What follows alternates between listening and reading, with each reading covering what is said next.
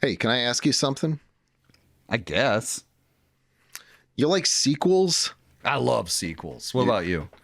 Not usually, but there are some sequels that I do. I'm crazy about sequels. I generally hate sequels. I think that they're often I just live for sequels. They're just a cheap cash grab. I don't want to see them. Stick with the Sequels one. is where Why do I need more than one? Just I have don't a great even see the experience. first One movie. I don't even care. No, I don't know. It depends on the sequel, honestly. Which sequels do you like best? Apart from Tokyo Drift, which is it's up there for both of us. I'm not going to get into that. Oh, I would okay, say, fine. well, which sequels do I like best? Do you mean which sequels do I like best as standalone movies, or are you asking which sequels do I like best as far as they are continuations of a series? Let's go standalone movie. Standalone movie. Yeah. I don't want to answer that. I'm going to okay. say I think what I can point to are sequels that I think are better than the original. Ooh. How about that? Yeah, I feel How the same about way. that? Predator 2. All right, you like Predator 2? Okay. I do. I really like Danny Glover. Maybe that has something to do with Angels in the Outfield and that being one of my favorite childhood films, but I do not like the sequel to Angels in the Outfield, which is Angels in the End Zone. Didn't see it. I didn't catch that one. Yeah, F that movie. Okay. I'll tell you a film series where I like almost all the sequels better than the original. Star Trek. No, I don't really think of Star Trek as like a standalone movie and then sequels. Yeah. Like 2, 3, 4. Yeah. I don't know. There's something different about that. I feel like with Star Trek movies, there's got to be a first one, but I don't know that they ever thought, let's just make one of these. Yeah. But for me, a big one is the Death Wish series. Death Wish 2, way more fun than Death Wish 1. Charles Bronson. Oh, yeah, when you said that, I thought Wishmaster, and I was like, huh. Ooh. Do you like the sequels to Wishmaster better than the first one? I don't think I've seen all the sequels to Wishmaster. I've only seen the first Wishmaster. But if you want to talk about horror movies, I would then go with Friday the 13th / Jason, which changed hands after Friday the 13th 8. Paramount did those, changed hands to New Line. They got the rights to Jason Voorhees. They weren't allowed to call it Friday the 13th at first. Yeah. I never got into those Friday the 13th movies. I really like the Nightmare movies, particularly Nightmare on Elm Street 3. I think that one's maybe better than the original. Okay. Halloween Curse of Michael Myers. I definitely enjoy Curse of Michael Myers more than the original, and I watch it more often. Yeah, I would agree with that. There are some Halloween sequels that I like better than the original. Yeah. I think the original's kind of boring, honestly. Yeah, it's a little slow, but it was also... I like John Carpenter, but it's not even closely one of my favorite John Carpenter films. I don't think it's fair because it sort of invented the slasher genre to some extent. So, credit where it's due, being for the sure. First of its Absolutely. kind. But watching it back, I like some of the sequels. What was the sequel you were going to say that you liked? Where was this leading? Death Wish? Oh, Death Wish. Yeah, Charles Bronson. Yeah. The first one's pretty serious, and then it just kind of gets like fun. Oh, and then it gets goes off the rail. Ridiculous. And that series is way better when it's ridiculous. He's got rocket launchers and stuff. It's amazing. Yeah. Death Wish 4 is great. That's the Crackdown. That's very like Reagan era, like crack kills. If you use it even once, you might die. And he goes after like the crack dealers. It's incredible. I really like Charles Bronson in Once Upon a Time in the West, but Billy Crystal tried to give him the role that Jack Palance took on City Slickers. And I guess Charles Bronson found out that, the character dies midway through the film, and he sent a strongly worded letter to Billy Crystal. And I don't know, he's always just sat poorly with me for that. I felt like that was undeserved. Oh, well, I think that's great. I think that Charles Bronson didn't like Billy Crystal. I like him even more. Huh.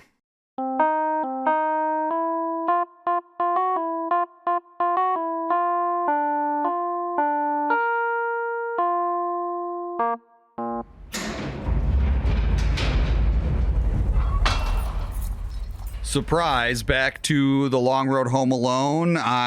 Jimmy, credit where it's due, you did call it. Last time we were able to broadcast that we would be on the airwaves one last time. Still alive. I wasn't sure that was going to be the case, but here we are pulling one more out. But not for much longer. No. Yeah. No, for those of you who've been sending letters, I can't guarantee that we've been getting them. Mm-hmm. We have gotten a few. Oftentimes they're very redacted. Yeah. They've always been opened already. It's really a huge injustice. But thank you for writing. Thank you for reaching out. Thank you for continuing to tune in and being here with us on the fight. This is a bittersweet day. We kind of have a bit of good news and a bit of bad news at the same time. The bad news is we're still on death row. We're set to be executed around 9 o'clock tonight. So the clock is ticking for us, but we're going to be here doing what we love. The good news is that friend of the show, former chairman of the Sheboygan Chamber of Commerce, Bill Sikorsky, has finally come out of his coma. Yes, folks, Bill is awake. Bill is alive, and not only is Bill alive, but Bill has named Jerry Novak as his would-be killer, his would-be poisoner. And we all knew it. You knew it. We knew it. We all knew it. And Bill is back, and he has thrown Jerry under the bus where he belongs. And now Jerry is on the run. He is a fugitive from the law. Looks like the joke's on you, Jerry. There may be a power vacuum now in Sheboygan, and for those of you who are still out there, feet on the ground, we don't know how this is going to turn out yet, but we do know that this fight hasn't been for naught. We understand now that we need to be martyred for this cause, and that our fighting against the powers that be, against this horrific regime, moves the needle in the right direction. And this, folks, this is how rebellions are won. So remember us. Yes, we will not be here much longer, but the fight will go on. Bill will live on, and he will lead the citizens of Sheboygan into a better era. We love you all. Yes. Thank you for all the support you have provided this show. Everyone is a part of this revolution. Yep. And this is going to be our final broadcast, but you know what? We're not going to let it ruin our mood. That's right. We are going to continue doing what we love. And today we are going to talk about the sequels to Home Alone. It's our last chance. We have never talked about them at all. Scantron managed to get us a few copies of those movies from the prison library. We gave them a watch, and boy, I thought being on death row was bad. Try watching all 5 Home Alone sequels in one sitting. Pull me out of my misery. Seriously. We're ready. I'm ready to meet my maker. So that's what we're talking about today, the sequels to Home Alone. And we are going to go in descending order from worst to best. Yes, or is that ascending order? Ascending order from worst to best. Yes. Yeah. And we talked about this. We watched these films together, and we agreed on the order of worst to best. We felt very similar about every single one of the movies. Yep, this is where it goes. I hate this for this reason. I hate that for that reason. I think we liked a few things in some of them, but not many. So the first one, and maybe folks at home who have seen these sequels, give you an opportunity here real quick to imagine which one we think is the worst. The worst that we're starting with today is gonna be Home Alone 4. Taking back Sunday. Taking back. That's not right. Taking back the Home Alone. Taking back the heist. Taking Home Alone. Home Alone back. 4. Is it actually called Home Alone 4? Home Alone 4. Back in the habit. Back in the habit of the house. Back in the house All right. habit. It's Home Alone 4, Taking Back the House. That's what it is. Directed by Rod Daniel, who also directed Teen Wolf, so no slouch here. That's right. Yeah. This is going to be 2002, I believe. Yeah. How did you feel about that movie, Home Alone 4? Woof. Well, so this was a made-for-TV movie. It's a confusing turn for the series. Yeah. And there will be some challenges here talking about these out of chronological order. I think ultimately it's going to benefit the cause here to talk about them in the way that we are. But just to say, this is the film that officially retcons the McAllister Home Alone universe. It's terrible. Three is different characters. We'll get to that. 4 is the McAllisters. The main kid is Kevin McAllister, but not played by Macaulay Culkin. Played by Mike Weinberg, I believe. Yeah. But who cares? Yeah, I mean, I don't want to disparage child actors because they do what they do, but I just want to say it's not his fault, but we don't need to care. Yeah, there was nothing he could have done with this script, but he's definitely my least favorite of the Kevins. This movie takes place maybe after Home Alone 2. It must, right? This was a big problem here already, and this is part of the retcon. I mean, the biggest issue is that Pete and Kate are divorced. Right. Or they're finalizing their divorce in this film. Right. And the movie ends with them getting back together, so it really could just fit anywhere. Another big problem is that they deleted 2 family members. All we've got is Kevin, Buzz, and Megan. Right. Lenny and Jeff are nowhere to be found. They've just been expunged from existence. They've been unpersoned. Yeah. Yeah. Now, Kevin is also 9 years old in this movie, but it seems to take place... Presumably it must take place after Home Alone 2 because the family is still together in Home Alone 2. Harry and Marv are not together anymore. Marv is in this movie, played by French Stewart. Right. And he is now married, and he broke away from Harry Limes after Lime. Presumably after Home Alone 2, I would think. I guess so. He's not going to get married and then divorced and then reunite with Harry. They also broke out of jail in Home Alone 2 because of their crimes from the first film. Right. So this can't have taken place between Home Alone 1 and 2. It's either before. It's after. But Kevin is too young. It doesn't make any sense. Yeah, all of the kids are too young. Also, Kevin is he's like a real baby. Yeah. He's real scared. He hasn't grown at all. He hasn't grown at all. He's like more of a baby and a wimp than he even was in the first one. Yeah, and Kate and Peter are getting divorced, and Peter now has a new girlfriend who's wealthy and lives in a mansion with a butler and a maid. Right.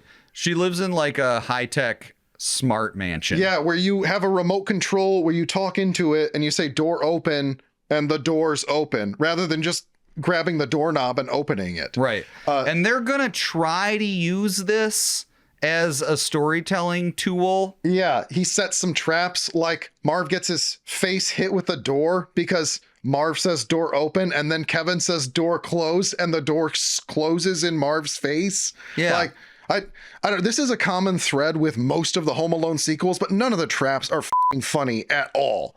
Like, I don't think I laughed a single time in any of the traps, maybe one exception in Home Alone 2, but none of the traps in the sequels are funny. I don't know what the first film tapped into to make those slapstick gags work time and again, but the sequels just could not tap into it again. Well, you've got some really good actors in the original, and in this one, I mean, I don't want to disparage French Stewart. You know, he's a national treasure. But he couldn't have done better than what he did with the role he was given. Oh man. Well, suffice it to say, just really quickly, the Wet Bandits are trying to kidnap a prince and from the royal family, and the house is smart, and the butler he thinks is the bad guy, but really it's the maid, and she's Marv's mom, and the parents get back together, and they get back together at the end. Peter realizes, oh, I don't want to just cheat on my wife. I want to have a family and a relationship with somebody, and not just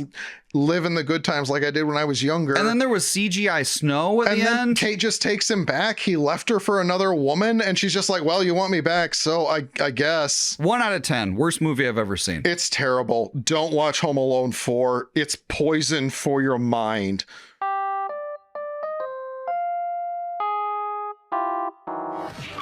awesome. The house is bigger. The gadgets are slicker. Door open.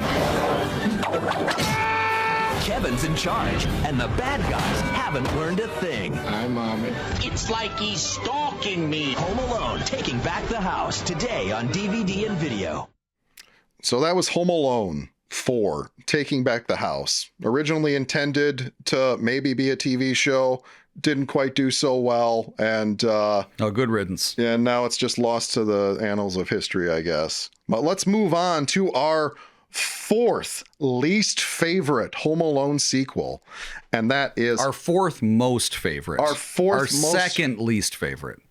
Home Alone 3 is the fourth on our list. Home Alone 3 is our fourth most favorite sequel. If you want to be positive about it. All right. We like this one better than Home Alone 4 and none of the other ones. Home Alone 3. Kind of got a deep history there. Originally, it was intended to star Macaulay Culkin. It was going to be shot back to back with Home Alone 2. Whoa. That fell through, I think, when Macaulay Culkin said he didn't want to be involved anymore. John Hughes briefly considered writing a script where Fuller was in the lead and the Wet Bandits would be involved again. I think we've mentioned this before as well. Right. That fell through as well. And then they decided to move on altogether. This one did carry with it a few crew members from the original movies. Right. We've got Raja. In some new roles. Yep. We've got Raja Gosnell, who was the editor for Home Alone 1 and 2, now in the director chair. Julio Macat, director of photography, he's also coming back. And then John Hughes also wrote the screenplay for it, and I believe produced it. Right. Home Alone 3, what do you think about that one? It's okay. It's weird. The production value is still there. It does feel a lot more polished than the other. Yeah. As far as the sort of non-canon sequels go. Yeah.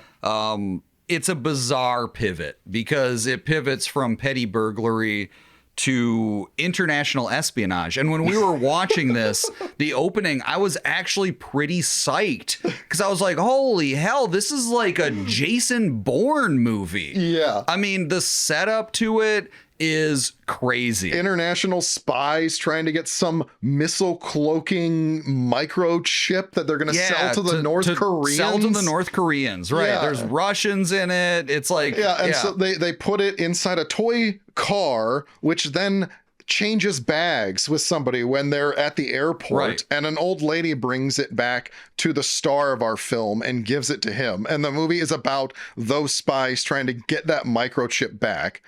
Our protagonist, what's his name? I can't even remember. Is this Alex? Finn? Alex. Yeah, that's his name. Alex Pruitt. Alex Pruitt. Yeah. Alex Pruitt is the star. He's got chicken pox. This is the only Home Alone that doesn't take place on Christmas. This is just a winter movie, but he's got chicken pox. Right. He's not forgotten. He's not left. He just circumstantially, his parents are busy. He's got chicken pox and they're just trying to juggle their busy lives. So he's really only ever home alone for like a few hours at a time. Yeah. And during that time, he spots the spies trying to break into houses or something like that. And then international terrorists. International terrorists. He calls the cops on them 3 times. I think each time he calls the cops kick in the door every single time. That is pretty good. Okay, so the laughs to be had in this one are really there's some good slapstick with the cops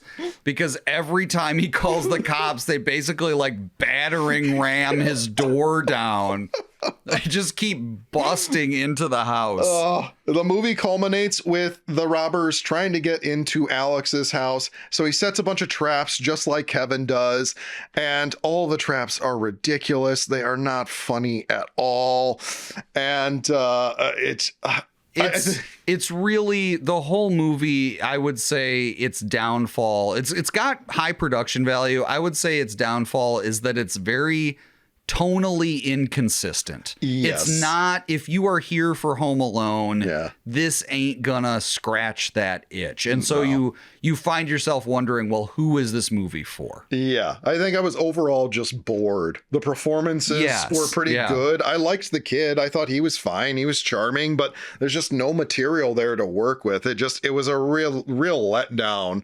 One of the highlights, though, is the theme song for the film, which is My Town by Cartoon Boyfriend. Right. Oh my gosh. Right. This is important. This plays during the trap scene, and I just had so much fun listening to this terrible song. which really, and I mean, our ability to research here in the Clink is limited, but we were not able to find much about this band or this song or anything. It's sort of like this like whiny, like pop punk song. My town. Watch your step if you come around. I think they wrote it for Home Alone 3. It's since we name dropped in 4, I think like the most noteworthy cast member in 4 was French Stewart. Worth noting that in 3, by a mile, the most noteworthy cast member is Scarlett Johansson. That's right. I forgot Scarlett Johansson was in this. This is one of her earliest films. She had to be like 16, 15 years 15 old. maybe, yeah. She plays the sister of Alex Pruitt. She doesn't have a major role in it. Largely, I think the roles that Megan and Buzz kind of have in Kevin's life, just like the older sister that craps on the younger brother. Right. Yeah. It's not a big role. It's not an important role, but it is noteworthy looking back. I think the biggest thing that we need to point out about this film, and it says it on the front of the box, this is Roger Ebert's favorite Home Alone film. Are you kidding me? I don't want to speak ill. I don't want to speak ill of a man who's passed on, but Jesus wow, I can't think of a worse take I've ever heard in my entire life. You're a professional reviewer. Home Alone 3 was your favorite Home Alone film? Better than the first 2. I think that's what he says. What the hell were you watching, Roger Ebert? I just can't believe it. Like, what? So this one was a commercial failure, despite what Robert Ebert may have thought. Didn't do very well. Roger Ebert didn't do very well. Robert Evil. Robert Englund. Did Ebert and Siskel, neither of them liked Home Alone, right? Oh, I don't know. I never knew either of them personally. Yeah. Well, no, I think Roger Ebert clearly had some bad blood with somebody, because no one in their right mind would say that Home Alone 3 was better than the first 2. It's a shiny movie. It's well made. It falls completely flat. It has no heart. And also, just from like an AV and tech perspective, just sort of a space close to my heart, it makes absolutely no sense that the kid has some sort of wireless video device that he puts on his car. Ugh. And that's crucial to the whole thing. Like that, he tracks the robbers with it. This movie, ultimately, at the end of the day, it's just boring. John Hughes bought a bottle of scotch and watched Home Alone 2, Rush Hour, and Paulie in a single night, and then this script out in a day. And he got paid. Good for him. You know what? He deserves it because he did the first one, maybe good for 2. him, but no good for us. Yeah, don't watch Home Alone 3 unless you just want to be bored out of your mind.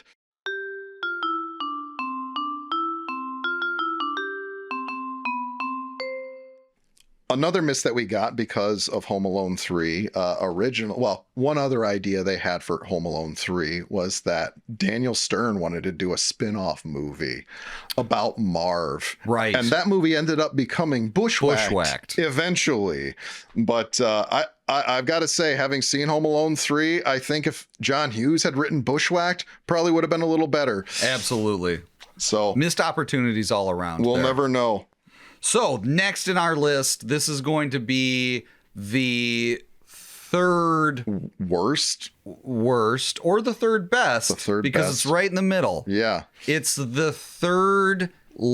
It's the third. We like this one third best. We like this one third This best. gets third place of the Home Alone sequels There it is. us. There we go. There it is. It's in third place. Yep, it's in third there place. There are 5 runners in this race, and this one's finishing third. And it is Home Sweet Home Alone. Can you believe it? Also known as Home Alone 6. We're putting Home Alone 6. This is 2021. Yeah. We're putting this one in third place. I will say this one was neck and neck with Home Alone 3 for me. And I think the only thing that bumped it over is that I genuinely get the sense this was written by somebody who really liked Home Alone. Yes. And there are, we really need to give credit where it's due here. Yeah. This one is written by Mikey Day. Yeah. I believe. SNL guy. Alum. Yeah. And there are also a lot of other SNL and just like sketch comedy alum in this film. It's directed by Dan Mazer as well. He's worked on a lot of the stuff with Sacha Baron Cohen. He was involved in the Borat. He wrote that. And then it's starring Ellie Kemper, who I think most people probably know her from The Office, and Rob Delaney. Right. And then the kids from Jojo Rabbit. Tell you what. Right. Archie Yates. Archie Yates. Yeah. This kid, he's tied for maybe worst kid in Home Alone. He's a totally unlikable protagonist. Yeah. And I think this is where this movie takes some risks, and I think unfortunately it fails. Yeah. Because I don't think the risks pay off, but I do respect it for the risks it takes, because at least it breaks out of the traditional formula. Yeah. This is the home invaders are characters who we know from the start, who are sort of set up as the protagonists. Yeah, Harry and they're Marv. they're a sympathetic couple. They're like this struggling married couple, and they are as sympathetic as the home invaders ever get. It feels like they kind of merged the Harry and Marv and the Kate and Peter characters. They do feel like they're the main parents in this movie, even though they're not parents of the main kid. Yes, I think that's very astute, because also they are similar to Kate and Peter in that they're slightly detestable. Like, they don't seem like great upstanding citizens. They sort of seem like very self-involved. Yeah. They're still sympathetic, and they're set up to be characters who we like. Yeah. But it almost feels like fan fiction of like, what if Kate and Peter were put in a position where they had to rob a house. Yeah, because the main plot is that these two parents are going to lose their house and have to move out of the city if they can't come up with money to pay their mortgage or something like that. The husband is selling a doll that belonged to his mother or grandmother, and it's an antique doll. It's worth a lot of money, and for some reason it goes missing while this kid was viewing their house. I think it was up for sale, or it was an estate sale or something like that. And so they believe that this kid who visited from another house, whose parents then go on a trip and leave him home alone. It's then the parents selling the house, trying to steal the doll back from the kid who was home alone. Real convoluted plot there. Here's also the introduction. There are much more famous people in this movie than this, but I think the shout out for this one is the return of Devin Rattray. It is Buzz McAllister. Who plays the original Buzz McAllister, and he plays Buzz McAllister in this movie. Yeah, he is a cop who gets a call that a kid has been left home alone, and he basically just calls back and says, "That's a prank. My brother's pranking me because a long time ago we left him home alone for Christmas." And so every Christmas he calls in a report that a kid's been left home alone. It's just a prank.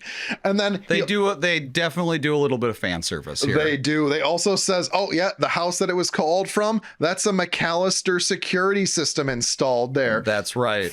So we can assume that Kevin McAllister, according to this lore, went on to own his own home security company, right? Essentially. Now, this film is sort of reviled. It has terrible reviews, but I think that we actually probably like this film more than the average audience because, like you said in the onset, this is clearly made. This is clearly written and made by people who are Home Alone fans like us. Yeah. And I think the parts that we really appreciated were these very obscure nods to things that I don't even think average viewers really care about. Or even big fans, right? Yeah. There, for instance, the milk. I think gag. we were really taken by the milk gag. Yeah, that's not something that's obvious when you watch the first Home Alone film, that their refrigerator is just stuffed full of milk, and they're constantly talking about how they need milk. Right. And they need to get more milk. Drink some milk. I want to get rid of it. Yeah. And this movie does some subtle nods to, I mean, not so subtle, a little later, but I remember the one time they open the refrigerator up and the door is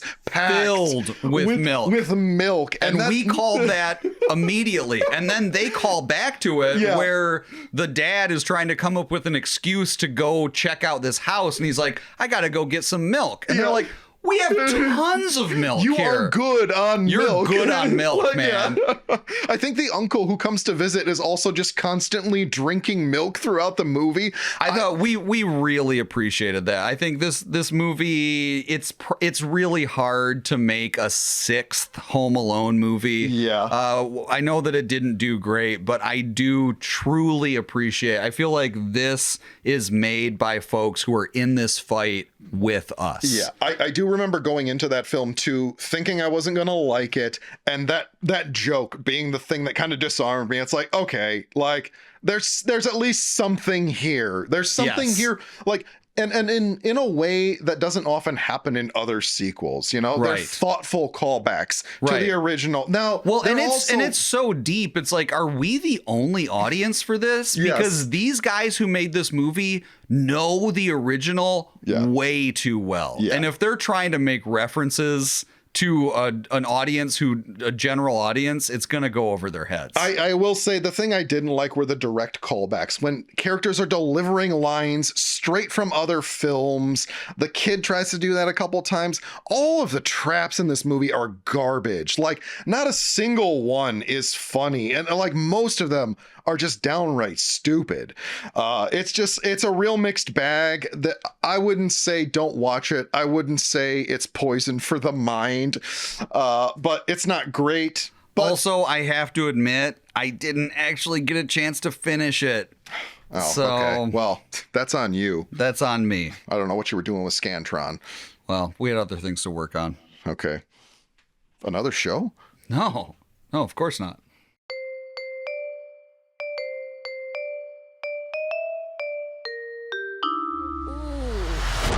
That did not sound right. I am trying to get home to my son, who is alone. I'm scared. And he needs his mother. This is not going well. So amazingly, coming in at second place, and if you're doing the math here, it's a 50-50 shot. I think between the two we have left, you probably won't be surprised. But still, amazingly, in the order of these films, in second place comes Home Alone 5, The Holiday Heist. This was a made-for-TV movie that I believe premiered on ABC Family. Yeah, this is 2012. And it starts out weird. Yeah. Kind of a ghost story sort of thing. A family moves into a new house. The new Kevin, I can't remember his name, but he basically thinks that the house is haunted. And I think the main reason he thinks this is because there's sounds coming up from a hidden room in the basement or something. Also, there are bootleggers trying to... No, wait. The room belonged to bootleggers from the 1930s. That's what the plot is. That's right. That's right. Okay. That's right. So, there are some robbers in this film who were trying to break into the house while it was up for sale, but they didn't manage it in time. But there is a hidden room in the basement which contains a long-lost painting by Edvard Munch, who, if you don't know this... Painter of the Scream. If you don't know that, painter of the Scream. scream, the face that Kevin makes almost in the first film. This painting is hidden in that bootlegger room, and there are 3 robbers led by Malcolm McDowell, who are trying to break into the house and steal the painting so that he can hang it up, I guess, in his living room or something like that. And the first part of the film is the kid thinking that ghosts are trying to break into the house and trying to convince his parents that these ghosts are real. And soon there are actual signs because these new wet bandits have been into the house and the kid's noticing traces of them. And that's when he decides to start setting traps or something. I don't know. This one we were a little lost on, actually.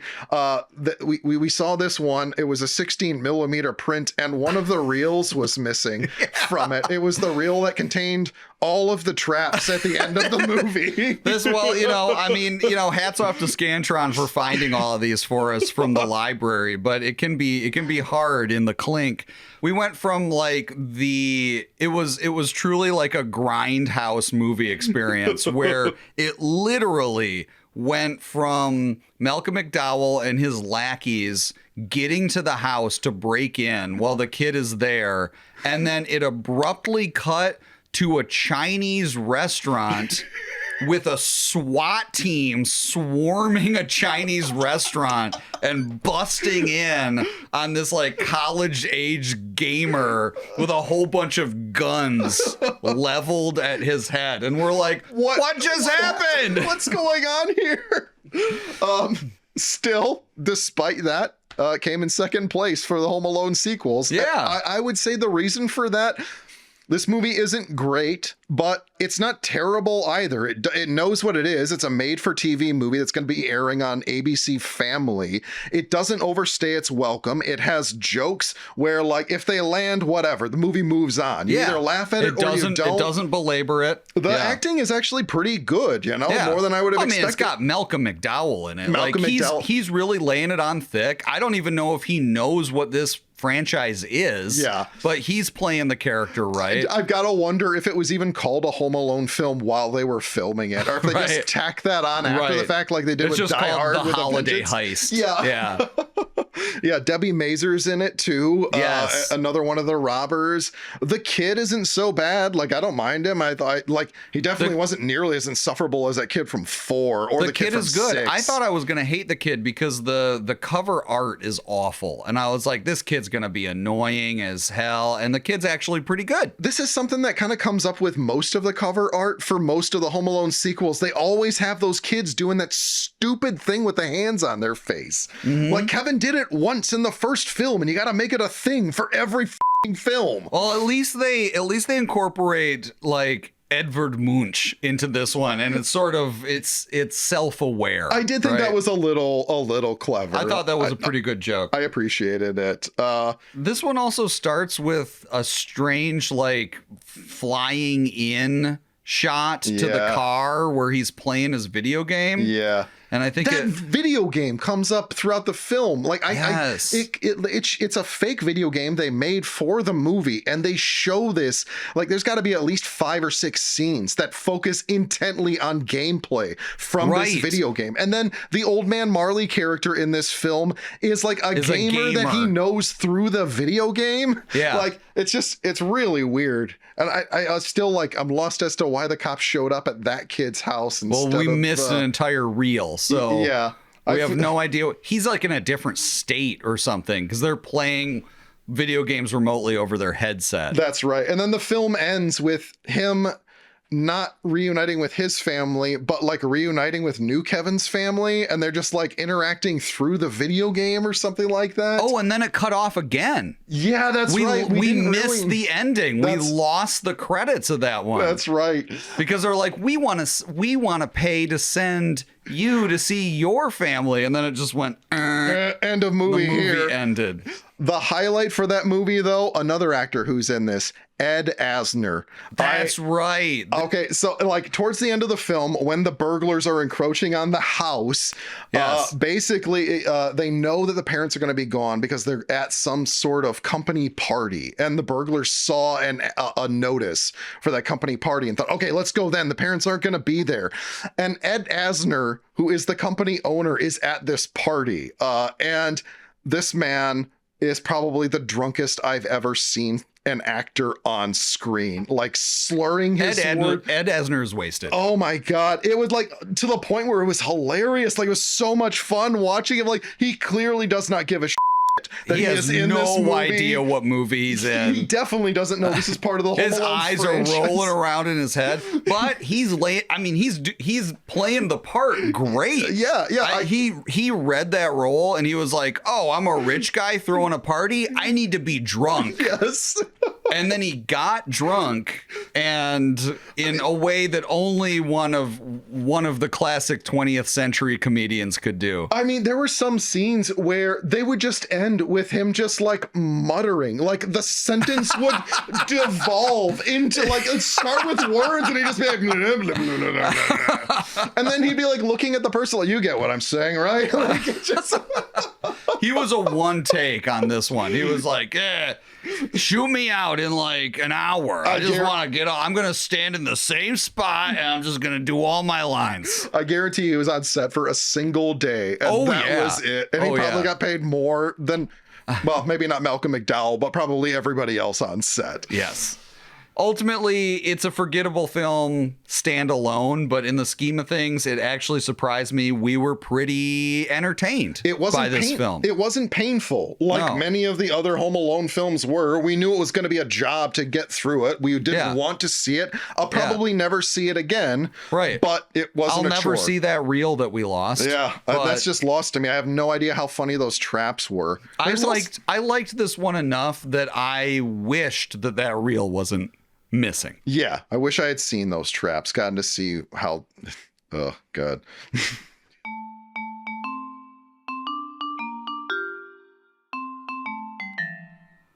So that takes us to our quote-unquote favorite sequel, which I feel like this is just a years-long trap that you've set for me to, one, acknowledge the existence of Home Alone 2, and two, admit tacitly that Home Alone 2 is my favorite sequel in the Home Alone franchise. So be it. Yeah. Home Alone 2 is my favorite sequel to Home Alone. There, I said it. I'm glad you could admit this to yourself before you die. Yeah, me too.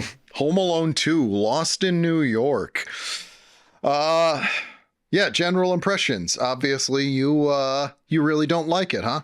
I really don't. I really don't like Home Alone 2. But I what I will say is that growing up as a huge Home Alone fan, I had a lot of friends who were big Home Alone 2 fans, and I never understood it. I've come around to appreciate the fact that, these were huge home video releases. Lots of folks owned these movies. But what I've found is that the nostalgia factor is huge, right? And I think there are a lot of folks who think that Home Alone 2 is their favorite Home Alone. The reason they think that is deeply rooted in nostalgia, because I think Home Alone 2 was the home video that they owned. They owned Home Alone 2. Yeah. The stores were flooded with that one, and their parents bought them that, and that's the one that they watched 100 times. And so, no fault there. Home Alone 2, I'll admit, it's fun in similar ways to Home Alone 1. I just think that it's just sort of a tired rehashing, and any of the heart that the film has is recycled heart. Yeah, I think that's my biggest problem with it. There is just an absence of heart, because what heart there is just feels like it's the old man Marley stuff coming up again. It's Kevin at odds with his family. He's already learned all of these lessons. There's no new character growth here, really. The same thing just happened to happen again. Right. It's far-fetched. The whole conceit of it is just preposterous. I do think, going back to what you were saying about how some people say Home Alone 2 is their favorite because of nostalgia, I think a large part of the reason for that comes down to the traps. Yeah. Home Alone 2 leans into the traps way more than the first film did. And I think there are people who come to Home Alone largely for the traps. It makes them laugh every time. And Home Alone 2, you just get more of it. Well, not only do you get more of it, but it's a different flavor of it. Home Alone 2, I would say, is squarely in the realm of Looney Tunes traps. If you like when anvils fall on Wile E. Coyote, then you're gonna like the traps in Home Alone 2. Yeah. It doesn't work for me because I can't watch Home Alone 2 without thinking, wow, every single one of these traps would literally kill the Wet Bandits. I don't even go so far as that with it. I think the difference between Home Alone 1 and Home Alone 2 is that when those traps are happening in Home Alone 1, they're believable because oftentimes they're earned. These stunt guys are being put in dangerous situations. Yeah. They're actually slipping and falling on ice. The traps feel so much more believable. They're look more realistic. Real pratfalls. It actually is slapstick humor. It's classic slapstick humor where you're laughing at someone having done something that's hard to do, that's funny. Yeah. And I don't know, all of the gags, all of the traps, they seem so much more realistic for Kevin to have set up. They're just so much more believable, and they're sold so much better for me in the first film. They also don't overstay their welcome. You get like 10 minutes at most of the traps. Home Alone 2, it's like the last third of the movie is him setting the traps in a house that his aunt and uncle own in New York City that just happens to be renovated. He meets up with the Wet Bandits. None of the traps, not a single trap apart from maybe the bricks. I can buy the bricks. It does look like he's getting bricks thrown at his head. Yeah, but I think that would have killed them. Yeah. It doesn't feel as believable, and because of that, it doesn't seem nearly as funny. The believability, the fact that the movie was able to sell it the first time to me is what makes it funny. It doesn't happen in the second one. The Wet Bandits at large really irritate me in the second one. They're just cartoon characters. I mean, they're cartoon characters in the first one, but they're kind of believable. They're just kind of like weird sort of guys. I mean, they are literal cartoon characters in Home Alone 2. Yeah. So, as far as the bad goes, I don't really care for that. I like Brenda Fricker in terms of her performance. I think she pulls in a great performance. I like Brenda Fricker. Yeah, I'm a huge fan of Angels in the Outfield. She's a big part of that. She's the best part of So I Married an Axe Murderer, if you ask me. Yeah, actually, she's really funny in that too. But her role is just it's a cheap rehashing of Old Man Marley. Also, she doesn't even have a real name. She actually is just the Pigeon Lady. That's her character's name, the Pigeon Lady. Yeah. It's fine. It's passable enough. It's way better than anything that's in the other sequels. Well, I mean, I think where it competes unfairly against the other runners up because it has all of the original cast. It's the only real, true, bona fide Home Alone sequel. Huge budget. That's the one thing. Yep. Okay, so if we're going to talk about good things that we like about Home Alone 2, the first that's up there, everybody that worked on the first film, with the exception of Linny and John Candy, neither of them were brought back. They replaced Linny in the second one. Everybody involved in the first Home Alone got a much bigger paycheck from this one because the budget had skyrocketed on Home Alone 2. Macaulay Culkin got $100,000 for the first film. Home Alone 2, his paycheck was $4.5 million. And then on top of that, John Hughes got a 6-picture deal with Fox, 20th Century Fox. Wow. And then on top of that, I think everybody involved just got a bump in their paycheck in general because, they probably wanted to bring all of these cast members back. Right. And so for that, I really appreciate it. That everybody got a good paycheck out of the franchise as a result of Home Alone 2. So there's a plus there. The hotel staff, I think, is the highlight for me. Same. Tim Curry, Dana Ivey, and Rob Schneider. Probably Rob Schneider's best role, I'm going to say. I'll gladly agree with that. Tim Curry's great in it. I think he's the only character that I buy as a real person in a very funny way. Well, he's also chewing on the scenery in a way that only Tim Curry can do. Oh, yes. And he's the only character in the movie who's doing it. Yes. You put Tim Curry in a movie, he's gonna do that I mean, same in like Hunt for Red October, Yes. right? You know, Or Congo. is that Hunt for Red October? Is that what I'm thinking of? He is in that movie. Yeah, where he's just like over the top. Yeah. I think that he is probably the wisest addition to the movie. If we're gonna like ramp everything up to 11 in this thing, put Tim Curry in it. Yes. And it pays off. Yeah, Tim Curry is eminently enjoyable in this film. He's sort of sold as a villain, but I kind of just feel bad for him. He's just so mistreated by all of the McAllisters throughout the film. Kate actually slaps him after he says, "You probably shouldn't be going out into the streets of New York City in the middle of the night by yourself. You might get murdered." Yeah. And she just slaps him across the face. And he's like, "Do bundle up.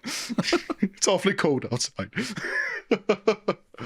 I do like the Mr. Duncan's toy chest stuff. I feel like that stuff works for me a little bit. Yeah, I don't mind that. These are the things that are at least new and novel to the film. I think what it comes down to is that I like the stuff where Kevin just is having an odyssey through New York City, getting to explore the city on his own, getting to go see the things that he wants to do. He goes to a toy store and can basically pick up anything he wants there. This movie, I think, is stuck between two worlds, right? Where on one hand, it could have been a much better sequel, and we know that John Hughes is a much better writer than this. Mm-hmm. He could have imagined a new world to explore, but I think there's probably really some studio demands at play here, which is like, there is no way we're not bringing Pesci and Stern back for this. And I think that ultimately is the downfall of Home Alone 2, Lost in New York, is that we get the Wet Bandits back. Not because the Wet Bandits aren't beloved characters, because they are, but because it's so ham-fisted and so much time is wasted on this rehashing, where if we had actually done something different, maybe this could have been a better standalone movie. But I think that, you know, the powers that be just weren't going to allow that to happen. Yeah, I think it was the Wet Bandits that really ruins it for me. There could have been a better story, but about halfway through and the Wet Bandits take over, it kind of loses me. One thing I do want to point out, Chris Columbus has a cameo in the film. At Duncan's toy chest, when Kevin walks up to the front counter, the shot dollies sideways, and you just get a glimpse of Chris Columbus holding his daughter. And that's like the one cameo he has in the Home Alone series. His daughter was actually in the first one. Now that is what we like to call in the biz a fun fact. And knowing is half the battle. Thanks.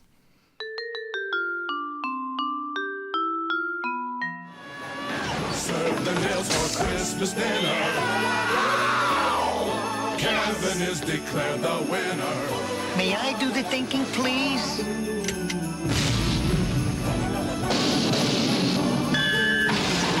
Home Alone 2, Lost in New York. Well, I guess I never pictured it all ending this way. But there's certainly a poetic element to end on the sequels. I feel like it brings us full circle. And I, for one, it's been the honor of my lifetime to share these airwaves with you, Jimmy, and really fight this good fight for not just us, but the people of Sheboygan. It's been a long, long road home alone for us. And, you know, we are glad we have been here on the airwaves delivering this message. And though it cost us everything, we're glad that we did it. Not a single regret looking back on this. Absolutely worth it. I mean, I was working at an industrial laundromat when we started this. Yeah. And now I'm a freedom fighter. Yeah. For one of the most just causes I've ever known. Broadcasting on pirate waves about the Home Alone sequels. And that's a good way to finish it out, you know, because death is almost like the sequel to life. It is. Yeah. It is. It's the next chapter. Yeah. And you never know what it's going to involve until you get there. And oftentimes it's a lot worse. Mm-hmm. So I think we're really well situated to take this next step into the great beyond. Yeah. So this is going to be our final broadcast from the long road home alone. It's about 8:00 here. What's going on? Oh, Mr. Producer just handed us something here. Oh, wow. I can't even believe this. What? What does it say? It's a letter from the governor of Wisconsin. The governor? Yeah. Bill Sikorsky secured us a pardon from the governor. Bill! We're not gonna die! Bill Sikorsky! Oh my God! We're set to be released from prison imminently. Oh my God, I'm so sorry. We're still on the air. Get a hold of yourself. All right. Folks. Well, I mean, I really feel bad I made you talk about the sequels now. Wow. Folks, Bill coming through at the very last minute. My whole Here. life was flashing before my eyes, and I thought this was it. We had another about 45 minutes, and then they were gonna... We were gonna have SpaghettiOs or something like that. I Yeah. wonder if we're still gonna get that. Well, Did we still get the for last meal that my we last ordered? meal, I asked for a pound of steak and a gallon of soft serve vanilla ice cream. Oh. I haven't gotten that yet. Oh, but I then- picked from the list. I Oh. said SpaghettiOs. No, you can make demands. Oh. But hey, next time you're here, you'll know.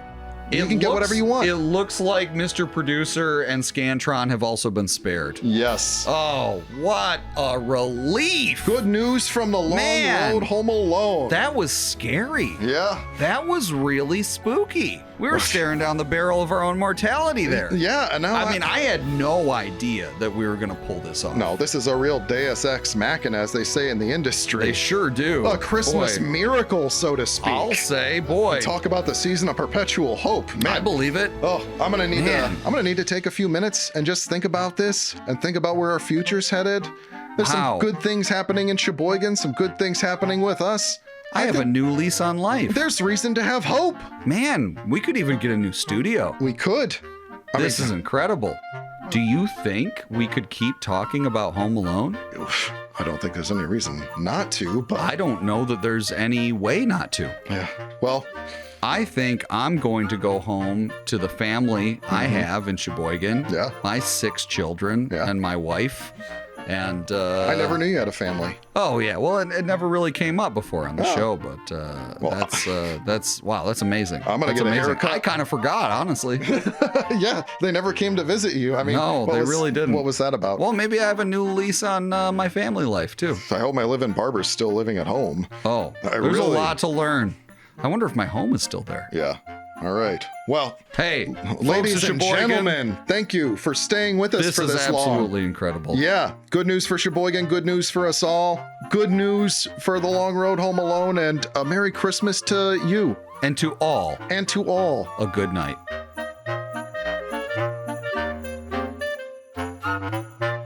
Broadcast live from our studio in Sheboygan County Correctional Institution. The Long Road Home Alone is hosted by Jimmy Dantes and Joey Z, and produced by Pat Muldoon. Be sure to tune in next time. Don't forget your reading glasses, and keep the change, you filthy animals.